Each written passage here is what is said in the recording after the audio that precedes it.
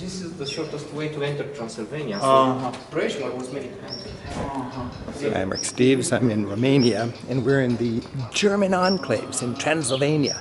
And 500 years ago, Germans were brought in by the Hungarian overlords, and they had little protections for their German culture. For instance, they have fortified churches, each one with its own fortification. And when you go into these 500-600-year-old compounds, we find these little time capsules of German, not only German architecture, but German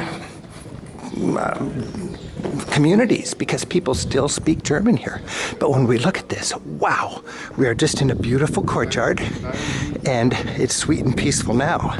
But in the day, every family in the village had its own little room, and they all worked together to defend their little Germanic community against invasions from the Tartars or the Ottomans or even their Hungarian overlords.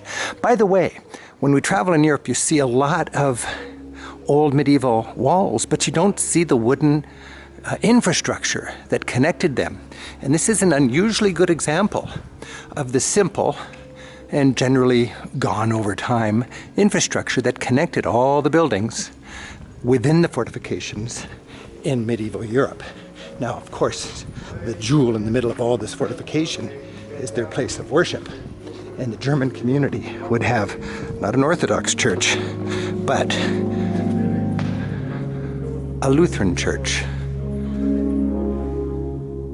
A very Lutheran church. And stepping to the middle, even though we're in the middle of Romania and Transylvania, we can see an enclave of German culture, where the people speak a German language.